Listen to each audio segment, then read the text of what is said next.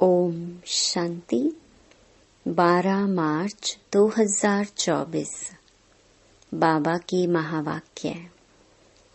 मीठे बच्चे, dead silence में जाने का अभ्यास करो। बुद्धि बाप की तरफ रहे तो बाप भी तुम्हें अशरीरी बनने के लिए सकाश देंगे। प्रश्न: तुम बच्चों को जब ज्ञान का तीसरा नेत्र मिलता है तो कौन सा साक्षात्कार हो जाता है? उत्तर: सतयुग आदि से लेकर कलयुग अंत तक हम कैसे कैसे पाठ बजाते हैं, यह सारा साक्षात्कार हो जाता है। तुम सारे विश्व को आदि से अंत तक जान जाते हो। जानने को ही साक्षात्कार कहा जाता है। अभी तुम समझते हो कि हम दैवी गुण वाले देवता थे, आसुरी गुण वाले बने, अब फिर दैवी गुणों वाले देवता बन रहे हैं। अभी हम नई दुनिया, नए घर में जाएंगे। ओम शांति। बच्चे बैठे हैं याद की यात्रा में। बेहद का बाप तो यात्रा में नहीं बैठे हैं।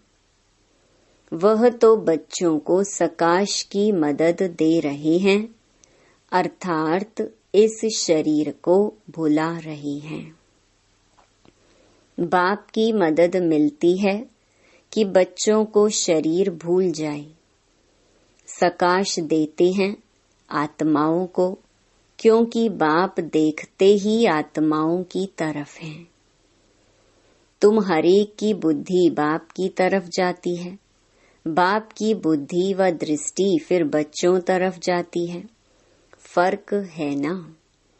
डेड साइलेंस, यह अभ्यास करते हो डेड साइलेंस का। शरीर को छोड़ अलग होना चाहते हो। आत्मा समझती है कि जितना याद करेंगे उतना इस शरीर से निकल जाएंगे। जैसे सर्प का मिसाल देते हैं, जो मिसाल देते हैं उसमें जरूर कुछ खूबी होती है। तुम जानते हो हम शरीर छोड़कर वापस चले जाएंगे और फिर आएंगे। यह बातें और कोई नहीं जानते। यह ड्रामा को कोई भी जानते नहीं है। कोई भी ऐसी गारंटी नहीं देते कि इस याद से तुम्हारे विकर्म विनाश होंगे। ऐसी बात कोई भी सुनाते नहीं है। तुम बच्चे जानते हो हमारी अब वापसी जर्नी है। आत्मा का बुद्धि योग उस तरफ है। अब नाटक पूरा हुआ, अब घर जाना है। बाप को ही याद करना है। वही पतित पावन है। गंगा के पानी को तो लिबरेटर और गाइड नहीं कहेंगे। एक बाप ही लिबरेटर और गाइड हो सकता है। यह भी बड़ी समझने और समझाने की बातें हैं। वह तो है ही भक्ति। उनसे कोई कल्याण नहीं हो सकता। बच्चे जानते हैं पानी तो स्नान के लिए है। पानी कभी पावन नहीं बना सकता। ऐसे भी नहीं भावना का भाड़ा मिल सकता है। भक्ति मार्ग में उनका महत्व रख दिया है। इन सब बातों को कहा जाता है अंधश्रद्धा।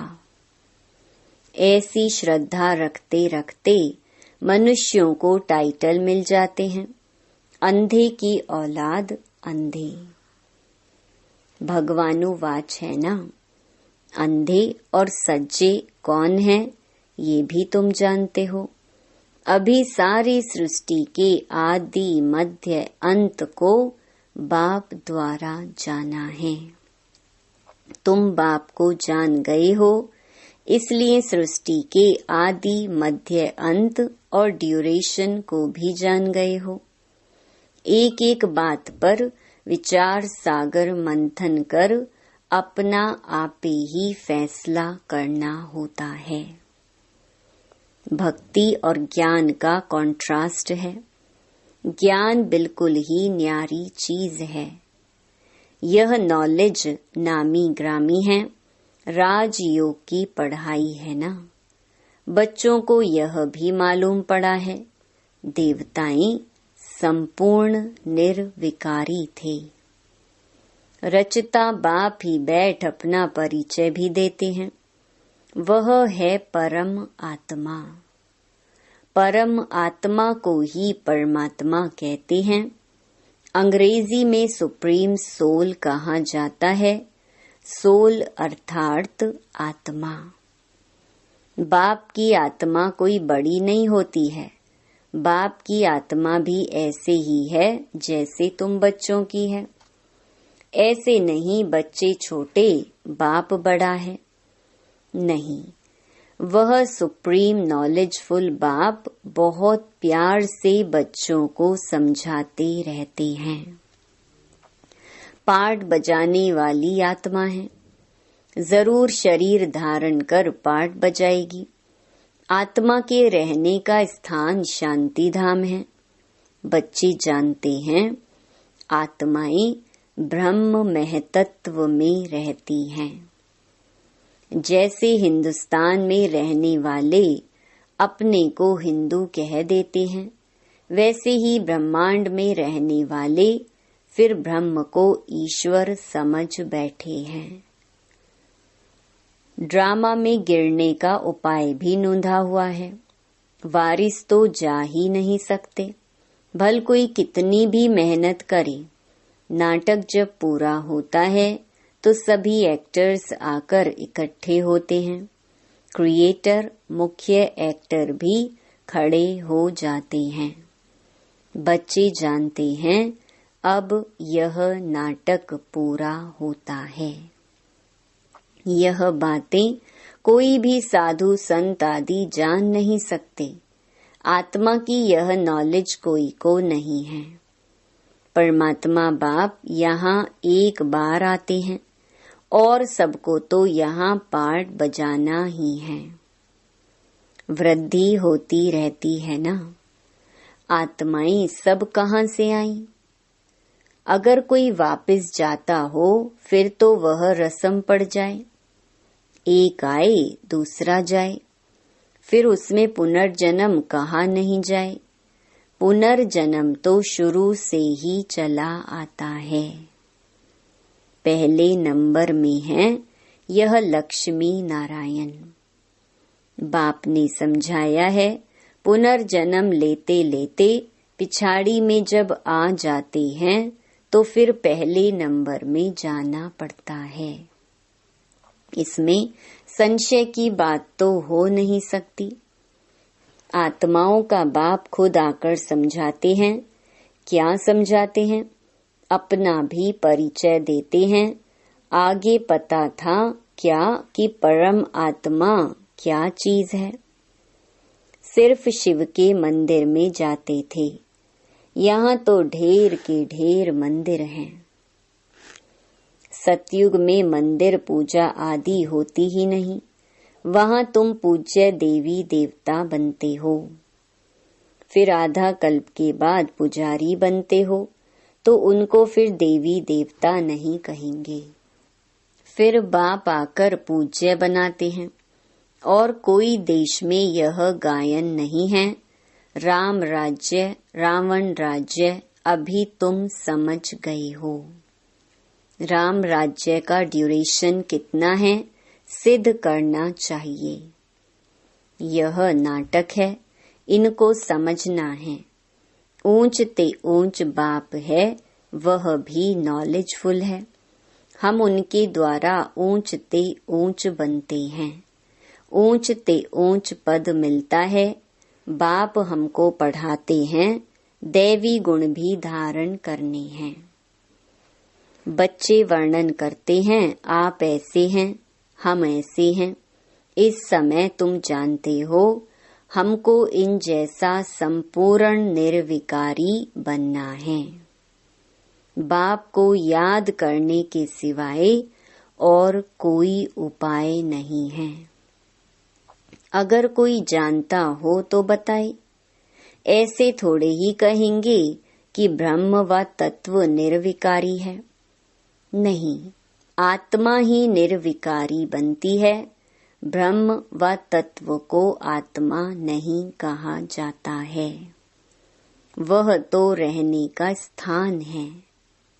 बच्चों को समझाया जाता है आत्मा में ही बुद्धि है। वह जब तमो प्रधान बन जाती है तो बेसमझ बन जाती है। समझदार और बेसमझ है ना। तुम्हारी बुद्धि कितनी स्वच्छ बनती और फिर मलेच्छ हो जाती है। तुम्हें प्योरिटी और इम्प्योरिटी के कॉन्ट्रास्ट का मालूम पड़ा है। इम्प्योर आत्मा वापस जा नहीं सकती। अब अपवित्र से पवित्र कैसे बने, उसके लिए रड़ी मारते रहते हैं। यह भी ड्रामा में नोंद है। अभी तुम जानते हो यह है संगम युग। बाप एक ही बार आते हैं ले जाने। सब तो नई दुनिया में नहीं जाते हैं। जिनका पार्ट नहीं वह शांति धाम में रहते हैं, इसलिए चित्रों में भी दिखाया है। बाकी और जो भी चित्र आदि हैं वह हैं भक्ति मार्ग के। यह है ज्ञान मार्ग के, जिससे समझाया जाता है सृष्टि का चक्र कैसे फिरता है, हम कैसे नीचे उतरते हैं। 14 कला से 12 कला होती है। अभी फिर कोई कला नहीं रही है। नंबरवार तो है ना। एक्टर भी नंबरवार होते हैं। कोई का पगार 1000, 1500, कोई का 100। कितना फर्क हो गया। पढ़ाई में भी कितना रात दिन का फर्क है। उस स्कूल में तो कोई नापास होता है तो फिर से पढ़ना पड़ता है। यहाँ तो फिर पढ़ने की बात ही नहीं। पद कम हो पड़ता है, फिर कभी पढ़ाई होगी ही नहीं। एक बार ही पढ़ाई होती है। बाप भी एक बार आते हैं, बच्चे भी जानते हैं पहले पहले एक ही राजधानी थी। यह तुम किसको भी समझाएंगे तो मानेंगे।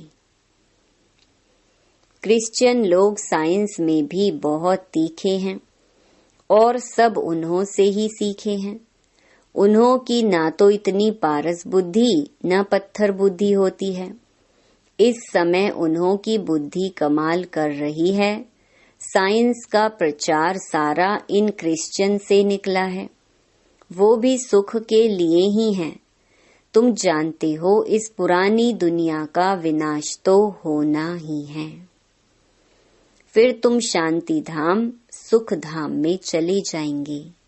नहीं तो इतनी सब मनुष्य आत्माएं वापिस घर कैसे जाएं? साइंस से विनाश हो जाएगा। सब आत्माएं शरीर छोड़कर घर चली जाएंगी। इस विनाश में मुक्ति अंदर मर्ज है। आधा कल्प मुक्ति के लिए ही मेहनत करते आए हैं ना। तो साइंस और कैलेमिटीज, जिसको कुदरती आपदाएं कहते हैं, यह भी होनी चाहिए। समझना चाहिए यह लड़ाई निमित्त बनती है मुक्ति धाम में ले जाने के लिए। इतने सबको मुक्ति धाम में जाना है। तुमने भल कितनी भी मेहनत की, गुरु किए, हठ योग सीखे, कोई भी मुक्ति धाम जा ना सके।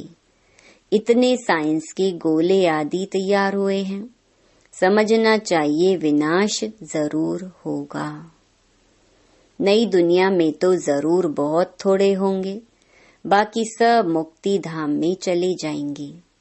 जीवन मुक्ति में तो पढ़ाई की ताकत से आते हैं।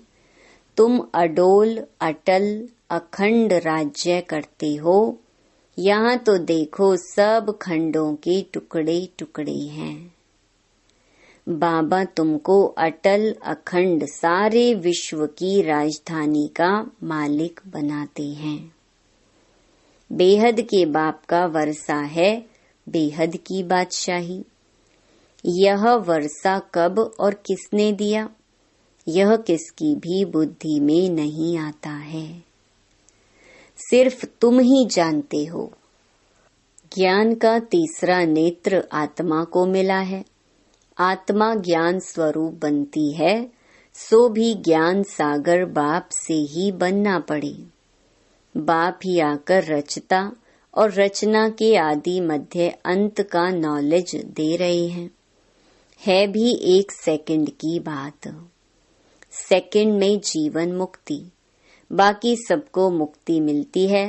यह भी ड्रामा बना हुआ है। रावण के बंधन से सब मुक्त हो जाते हैं। वो लोग विश्व में शांति के लिए कितनी मेहनत करते हैं। यह सिर्फ तुम बच्चे ही जानते हो कि विश्व में और ब्रह्मांड में शांति कब होती है। ब्रह्मांड में शांति कहा जाता है, फिर विश्व में शांति और सुख दोनों रहते हैं।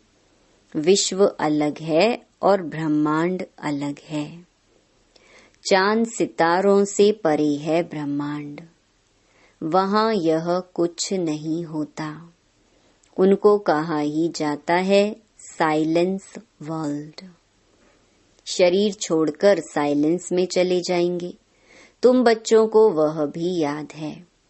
तुम सब इस समय वहाँ जाने की तैयारी कर रहे हो और कोई भी जानते नहीं। तुमको तैयारी कराई जाती है। बाकी यह लड़ाई तो कल्याणकारी है। सबका हिसाब किताब चुकतू होना है। सब पवित्र बन जाएंगे। योग अग्नि है ना। अग्नि से हर चीज पवित्र होती है।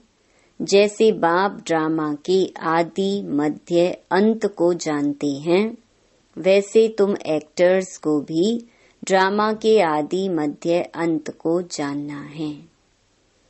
जानने को ही साक्षात्कार कहा जाता है। अभी तुम्हारा ज्ञान का तीसरा नेत्र खुला है। बरोबर हम सारे विश्व को सतयुग आदि से कलयुग अंत तक पूरा जान चुके हैं। दूसरा कोई भी मनुष्य मात्र नहीं जानते। तुम समझते हो हम जो दैवी गुणों वाले थे वही फिर आसुरी गुणों वाले बनते हैं। फिर बाप आकर दैवी गुणों वाला बनाते हैं। बाप आते ही हैं पतितों को पावन बनाने। दुनिया में और कोई को यह पता नहीं है कि यह देवी देवता घराने वाले ही पूरे 84 जन्म लेते हैं। पावन भी तो पतित भी बनते हैं। यह किसकी बुद्धि में नहीं है। अभी तुम समझते हो यह तो जड़ चित्र है। एक्यूरेट फोटो तो उन्हों का निकल न सके। वह तो नेचुरल गोरे हैं। प्योर प्रकृति से शरीर भी प्योर बनते हैं। यहाँ तो इम्प्योर हैं। यह रंग बिरंगी दुनिया सतयुग में नहीं होगी। श्री कृष्ण को कहा जाता है श्याम सुंदर। सतयुग में है सुंदर, कलयुग में है श्याम। सतयुग से कलयुग में कैसे आते हैं तुमको नंबर 1 से लेकर मालूम पड़ा है। श्री कृष्ण तो गर्भ से निकला और नाम मिला। नाम तो जरूर चाहिए ना। तो तुम कहेंगे श्री कृष्ण की आत्मा सुंदर थी, फिर श्याम बनी, इसलिए श्याम और सुंदर कहा जाता है। उनकी जन्म पत्री मिल गई तो सारे चक्र की मिल गई।